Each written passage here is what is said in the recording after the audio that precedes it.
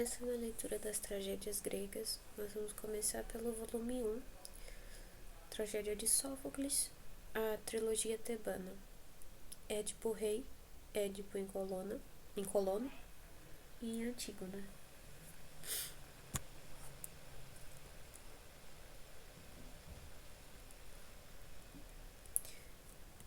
Introdução. O autor. Sófocles nasceu no ano de 496 a.C. em Colono, um subúrbio de Atenas. Em 468, portanto aos 28 anos de idade, obteve sua primeira vitória no concurso trágico em que venceu Ésquilo, o mais velho dos três grandes tragediógrafos da Grécia clássica. Durante sua longa vida, Sófocles presenciou a expansão do Império Ateniense, seu apogeu com Péricles e finalmente sua decadência após a derrota na Sicília, durante a Guerra do Peloponeso. O poeta participou ativamente da vida política de sua pátria. Foi tesoureiro-geral de Atenas em 443 e foi eleito no mínimo 2 vezes estratego, comandante do exército em expedições militares. Nessas atividades ele ficou muito aquém, em termos de renome, de sua excelência como poeta. Sófocles compôs aproximadamente 123 peças teatrais e obteve 24 vitórias nos concursos trágicos. Isso significa que 76 de suas obras foram premiadas. Nos outros concursos de que participou, obteve o segundo lugar, feitos jamais igualados na história literária de Atenas. Desta vasta produção chegaram até nossos dias 7 tragédias completas: Aias, Antígona, Édipo Rei, Traquínias, Electra, Filoctetes e Édipo em Colono. Um drama satírico incompleto, Os Sabujos, em numerosos fragmentos de peças perdidas, conservados em obras de autores posteriores, páginas 131 a 360, dos Tragicorum Graecorum Fragmenta editados por Nauck.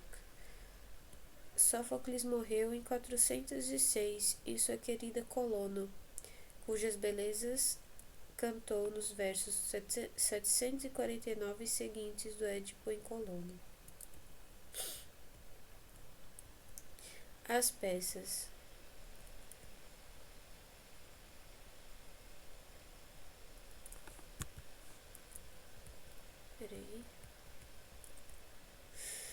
Édipo Rei, representada pela primeira vez provavelmente em 430 a.C. em Atenas. As vicissitudes de Édipo e de seus descendentes eram um dos temas preferidos pelos tragediógrafos gregos. Para citar somente os dramaturgos cujas obras sobreviveram, temos de Ésquilo, que também compôs um Édipo do qual nos restam fragmentos, os 7 chefes contra Tebas, de Sófocles, o Édipo Rei, o Édipo em Colono e a Antígona, que não constitui uma trilogia propriamente dita por terem sido apresentados em datas diferentes, e de Eurípides, as Fenícias. Somente os descendentes de Atreu, com Agamenon à frente, mereceram atenção equivalente, tendo sido o assunto de Agamenon, das Coéforas e das Eumênides, de Ésquilo, da Electra de Sófocles e da Electra e do Orestes de Eurípides.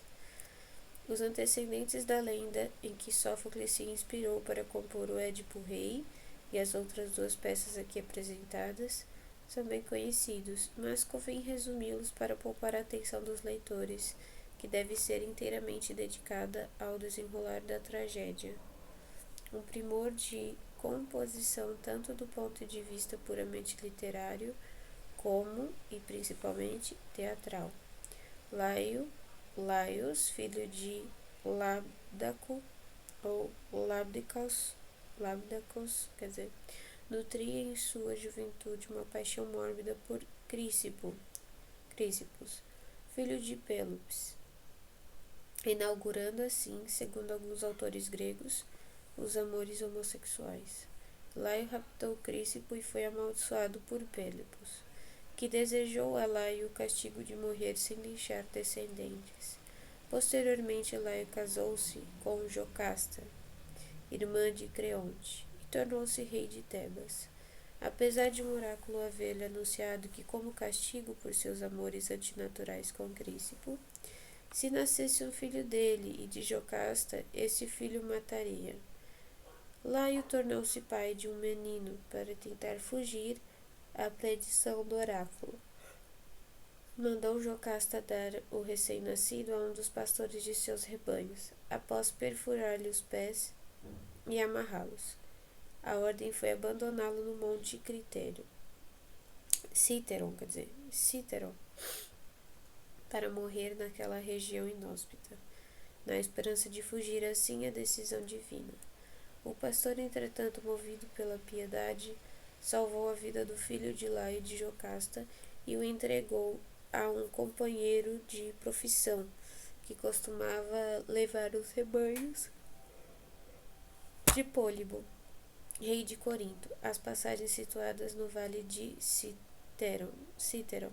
Esse pastor levou um menino chamado Édipo em alusão a seus pés feridos e inchados. Ódipus, pés inchados. A seu senhor, o rei Pólibo, que não tinha filhos e vivia lamentando-se por isso. Pólibo e sua mulher Mérope criaram Édipo como se fosse filho deles.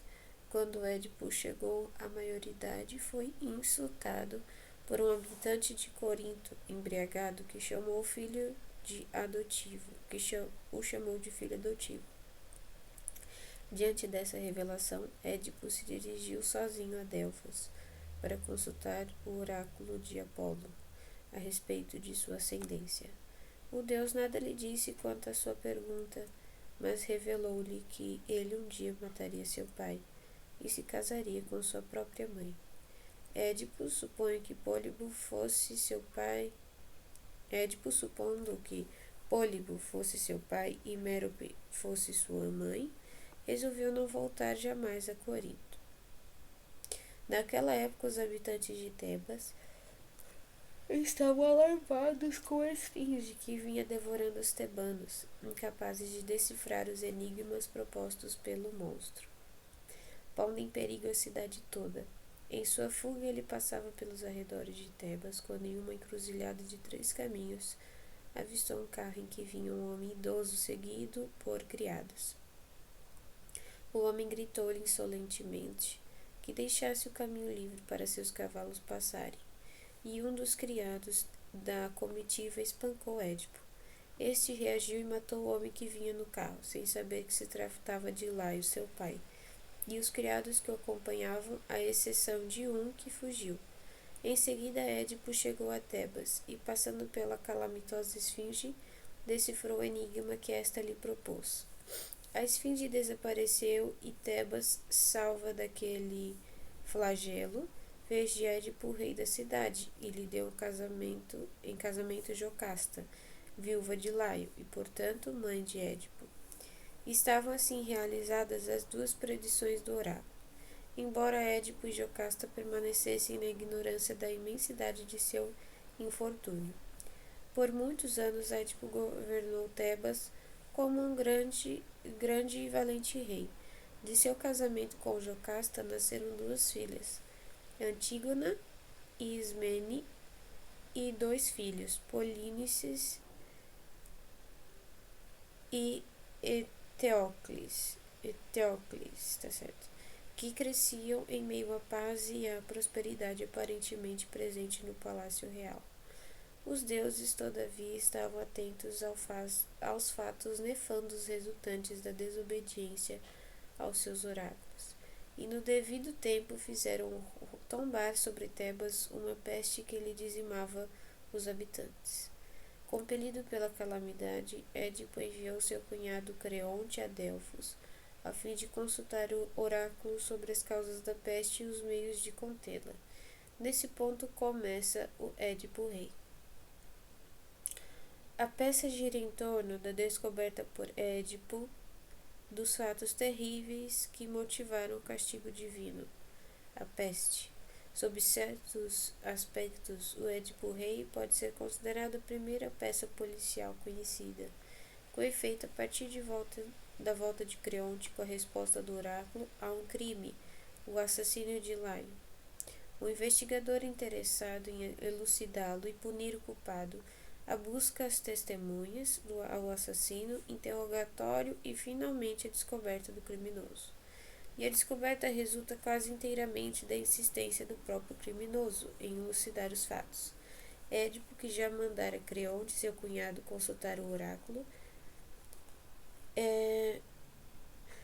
desencadeando os acontecimentos que levariam à identificação do culpado, manda buscar o adivinho Tiresias e o obriga a falar, apesar da relutância do velho profeta, insistindo sempre em seu propósito.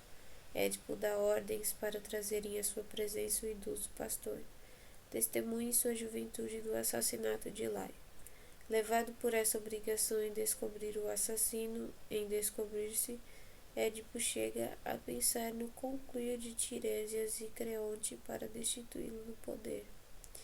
Essa acusação obriga Creonte a aparecer para defender-se, dando origem a uma discussão que resulta na interferência de Jocasta. Interferência esta que apressa a descoberta. Tudo isto ocorre dentro de um encadeamento perfeito. Os acontecimentos surgem uns dos outros com a naturalidade da vida real, embora com a precisão, a força e a beleza da arte que, nas mãos de Sófocles e no Édipo Rei, chegam à perfeição. O único elemento fortuito dessa sequência de acontecimentos encadeados é o aparecimento do mensageiro vindo de Corinto, puramente acidental, mas de grande importância.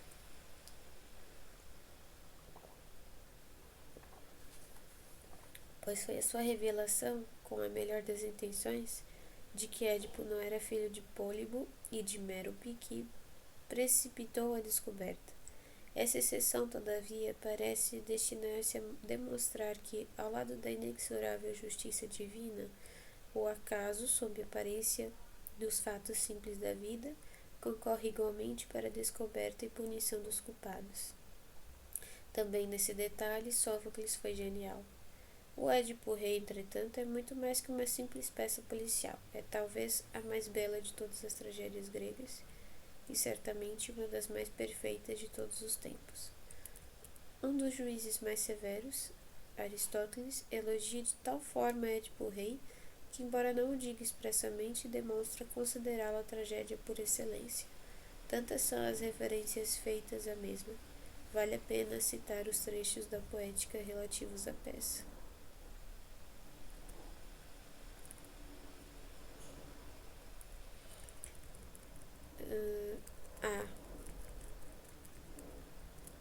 Peripécia é a mudança dentro da peça de um estado de coisas para o seu oposto, de acordo com essa descrição, sendo essa mudança, além do mais, como estávamos dizendo, provável e inevitável. Por exemplo, o mensageiro do Édipo, que veio para alegrar o rei e livrá-lo da ansiedade a respeito de sua mãe, revelando-lhe seu verdadeiro parentesco, e fez exatamente o contrário. B. A espécie por excelência de descoberta é a que coincide com a peripécia, como a relacionada com a descoberta no Édipo. C. Essa é a espécie de homem que não é essencialmente virtuoso e justo, e todavia não é por maldade ou vilania intrínsecas que ele cai em desgraça. É antes por um erro de discernimento, sendo ele um dos que ocupam altas posições e desfrutam de grande prosperidade, como Édipo. D. O medo e a piedade às vezes resultam do espetáculo, e às vezes são suscitados pela estrutura mesma e pelos incidentes da peça, que são o melhor meio para mostrar o melhor poeta. Com efeito, o enredo deve ser armado de tal forma que, mesmo sem ver os fatos desenrolarem-se, aquele que simplesmente ouve o seu relato fique tocado pelo terror e pela piedade diante dos incidentes. É justamente esse efeito que a simples excitação do Édipo produz sobre nós. Ou eles, os protagonistas, podem praticar os atos, mas sem perceber o horror inerente aos mesmos, descobrindo isso mais tarde, como acontece no Édipo de Sófocles. Nada deve haver de improvável nos incidentes presentes. Se isso for inevitável, que seja então fora da tragédia, como as improbabilidades no Édipo de Sófocles. A melhor descoberta, todavia, é a resultante dos próprios incidentes, quando a grande surpresa sobrevém por meio de um incidente plausível, como no Édipo de Sófocles. E último ponto, o efeito mais concentrado é mais agradável que o resultante do decurso a longos intervalos de tempo para diluir a ação. Veja-se, por exemplo, o Édipo de Sófocles. O Édipo Rei de Sófocles é, portanto, a mais típica das tragédias gregas, e por isso é uma das mais citadas por Aristóteles em apoio às suas definições e concepções.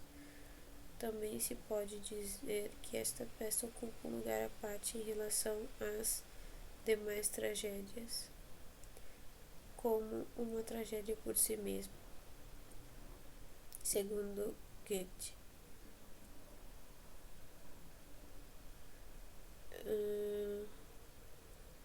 Ainda segundo Campbell, segundo Goethe, citado por Campbell em sua edição de Sófocles. Ainda segundo Campbell, essa singularidade reside no perfeito uso dos vários elementos de arte trágica grega, que em outras peças mesmo de Sófocles não são desenvolvidos em toda a sua potencialidade. Essa perfeição transparece em cada detalhe. Pode-se dizer que no Édipo Rei cada verso tem um propósito. Tal cuidado na composição impõe aos leitores, para a fruição completa da peça, a obrigação de uma leitura cuidadosa, com a atenção concentrada continuamente no desenrolar dos acontecimentos, e principalmente na feitura, na carpintaria da tragédia e em suas qualidades literárias que, se a tradução não impedir, transparecerão do princípio ao fim, desde o cuidado com a linguagem de cada verso até a harmonia do conjunto. Talvez a preocupação perfeccionista de Sófocles no Édipo Rei se deva, ao menos em parte, à brutalidade do tema. O autor, com seu senso estético extraordinário, deve ter intuído que somente um tratamento artístico adequado evitaria que a peça descambasse para o escabroso, e atingiu seu objetivo, pois, apesar do tema, o Édipo Rei é um verdadeiro impacto de beleza trágica.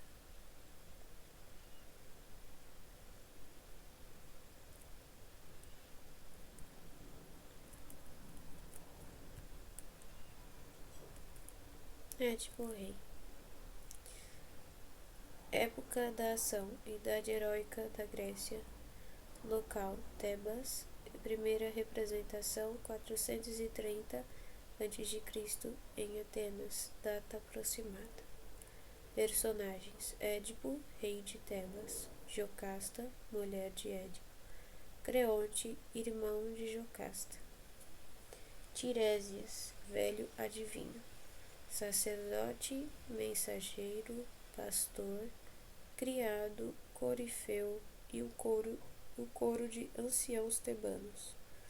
Figurantes mudos, menino, guia de Tiresias, suplicantes, criados e criadas. Cenário: praça fronteira ao Palácio Real em Tebas.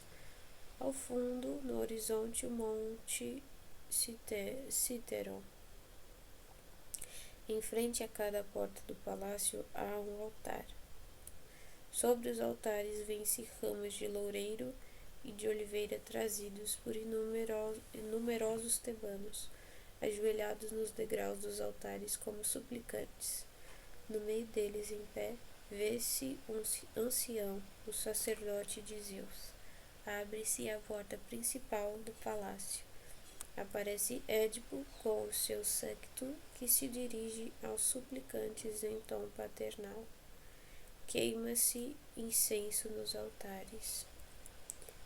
Édipo: meus filhos, nova geração do antigo Cádmo, por que permaneceis aí ajoelhados, portanto, os ramos rituais de suplicantes? Ao mesmo tempo, enche-se Tebas da fumaça de incenso e enche-se também de hinos tristes e de gemidos. Não reputa o justo ouvir de estranhas bocas, filhos meus, as ocorrências, e aqui estou eu mesmo, o renomado Édipo. Dirigindo-se ao sacerdote de Zeus: vamos, ancião, e explica-te, por tua idade convém que sejas porta-voz de todos eles. Então, dirigindo-se a todos: por que essa atitude? Que receio tendes? Que pretendeis? Apresso-me em assegurar-vos que meu intuito é socorrer-vos plenamente. Se não me sensibilizassem vossas súplicas, estaria tão imune a qualquer dor. Sacerdote: Édipo, rei de meu país, vês como estamos aglomerados hoje em volta dos altares fronteiros ao palácio teu. Somos pessoas de todas as idades, uns ainda frágeis para maiores voos, envelhecidos, outros ao peso de anos incontáveis já vividos. Alguns são sacerdotes, como eu sou de Zeus. Aqueles são a fina flor da mocidade. Enfim, contemplas todo o povo desta terra, presente em praça pública e trazendo ramos trançados em coroas, gente rodeando os templos gêmeos da divina Palas, onde o deus Ismênio profetiza pelo fogo. Tebas, de fato, como podes ver tu mesmo, hoje se encontra totalmente transtornada e nem consegue erguer do abismo ingente de ondas sanguinolentas e desalentada fronte.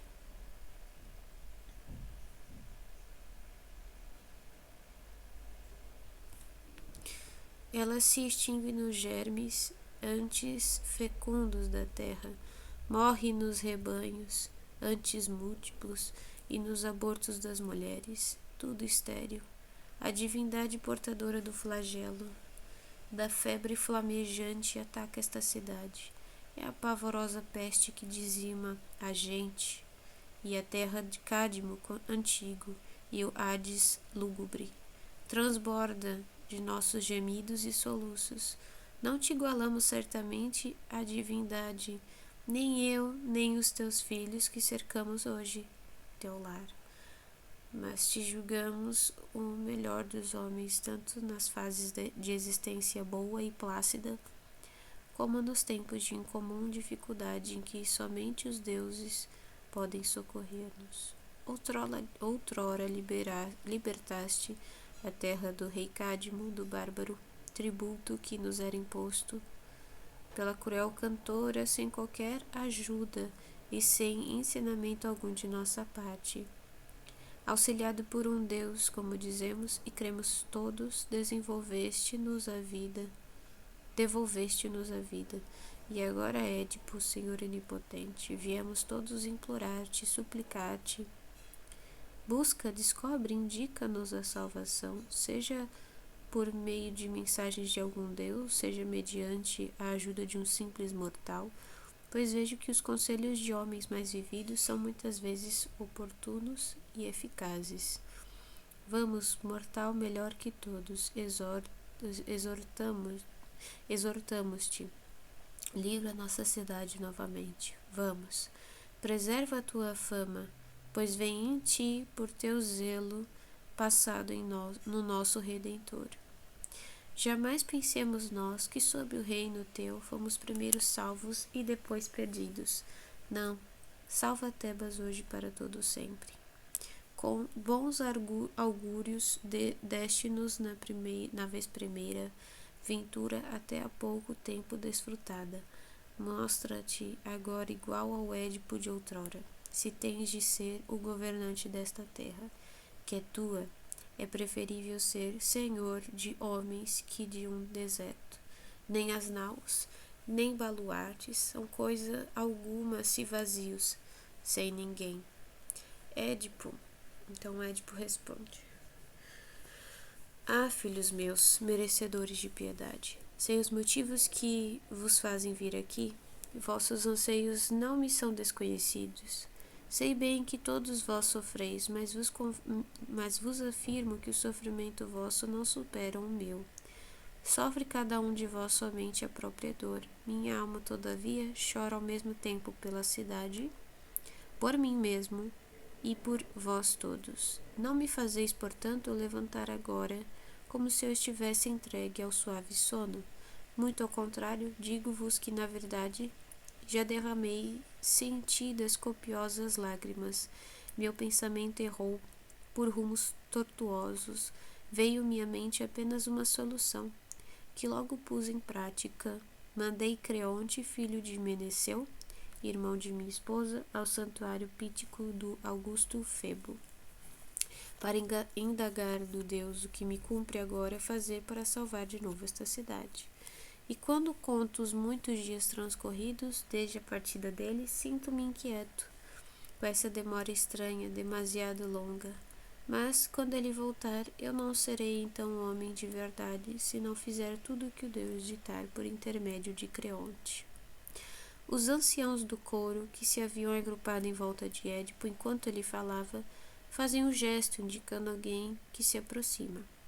Sacerdote. Sim, vejo que falaste a tempo. Neste instante, apontam-me Creonte. Ei-lo de volta, enfim. Entra Creonte, apressado, coroado de bagas de loureiro, com aspecto alegre. Édipo. Traga-nos ele, Deus Apolo, a salvação resplandecente como seu próprio semblante. Sacerdote. Ele parece alegre, as bagas de loureiro em forma de coroa são um bom sinal. Édipo. Ele já pode ouvir-nos, logo o escutaremos. Dirigindo-se a Creonte, filho de Meneceu, príncipe meu cunhado, transmite-nos depressa o que te disse o Deus. Creonte. Foi favorável a resposta, pois suponho que mesmo as coisas tristes, sendo para o bem, podem tornar-se boas e trazer ventura. Édipo. Mas que resposta ouviste? Estas palavras tuas, se por um lado não me trazem mais temores, por outro são escassas para dar-me alívio. Creonte, indicando os tebanos ajoelhados. Se é teu desejo ouvir-me na presença deles, disponho-me a falar, ou levas-me a palácio. Édipo, quero que fale diante dos tebanos todos. Minha alma sofre mais por eles que por mim. Creonte, revelarei então o que ouvi do Deus. Ordena-nos Apolo com total clareza que libertemos Tebas de uma execração oculta agora em seu benevolente seio, antes que seja tarde para erradicá-la. Édipo, como purificá-la? De que mal se trata?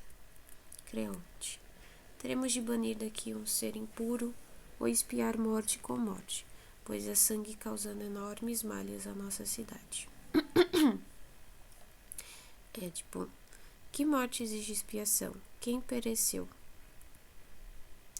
Creonte, Laio Senhor, outrora rei deste país, antes de seres aclamado soberano. Édipo, sei por ouvir dizer, mas nunca pude vê-lo. Creonte, ele foi morto, Deus agora determina que os assassinos tenham castigo justo, seja qual for a sua posição presente. Édipo, onde os culpados estarão? Onde acharemos algum vestígio desse crime muito antigo? Creonte, em nossa terra, disse o Deus, o que se busca encontra-se, mas foge-nos o que deixamos. Édipo, foi no palácio, foi no campo ou em terra estranha que assassinaram Laio, como nos falaste? Creonte, disse ele, quando foi, que ia ouvir o Deus e nunca mais voltou aos seus, à sua terra. Édipo, nenhum arauto ou companheiro de viagem viu algo que pudesse orientar-nos hoje? Creonte, todos estão agora mortos, salvo um que desapareceu com medo e pouco disse. Édipo, que disse? É pouco, mas um mínimo detalhe talvez nos leve a descobertas decisivas se nos proporcionar um fio de esperança. Creonte, Falou que alguns bandidos encontraram Laio e o trucidaram, não com a força de um só homem, pois numerosas mãos se uniram para o crime. Édipo, como seria ousado tanto malfeitor se conspirara em Tebas e sem corrupção? Creonte, tivemos essa ideia, mas após o crime, nenhum de nós, em meio a males mais prementes, pôde cuidar naquela hora de vingá-lo. Édipo, que males, no momento em que o poder caía, vos impediram de aclamar o triste evento? Creonte, a esfinge, entoando sempre trágicos enigmas, não nos deixou pensar em fatos indistintos. Outros patentes esmagavam-nos então.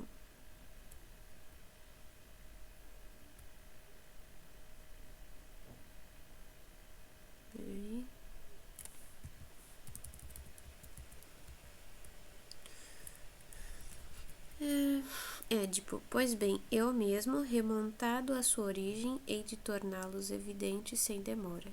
Louve-se Febo, sejas tu também louvado pelos cuidados que tivesse quanto ao morto. Verás que vou juntar-me a ti e secundar-te no esforço para redimir nossa cidade. E não apagarei a mácula por outrem, mas por mim mesmo. Quem matou antes um rei, bem poderá querer com suas próprias mãos matar-me a mim também.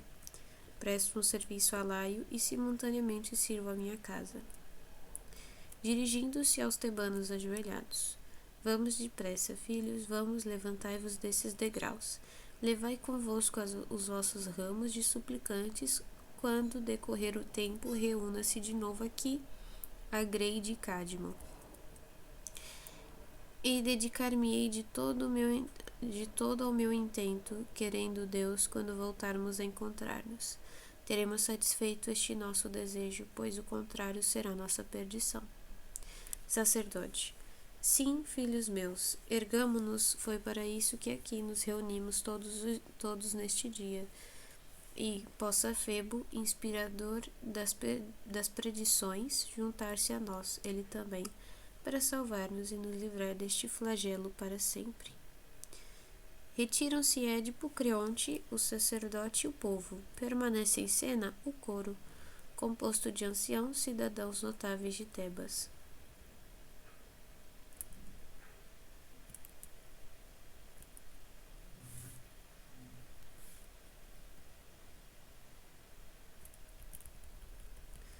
Coro. Doce palavra de Zeus poderoso, que vens trazendo da faustosa Delfos a ilustre Tebas. Tenho meu espírito tenso de medo, tremo de terror, Deus salutar de Delos, e pergunto, inquieto, por que sendas me conduzes, novas talvez, ou talvez repetidas, após o lento perpassar dos anos? Dize-me, filha da esperança áurea, voz imortal, invoco-te primeiro, filha do grande Zeus, eterna Atena, a tua irmã guardiã de Tebas, Artemis, que tem assento em trono glorioso, na ágora de forma circular, e Febo, que de longe lança flechas, aparecei, vós três em meu socorro, se de outra vez, para afastar de nós flagelo igual, que nos exterminava, pudestes extinguir as longas chamas da desventura, vinde a nós agora.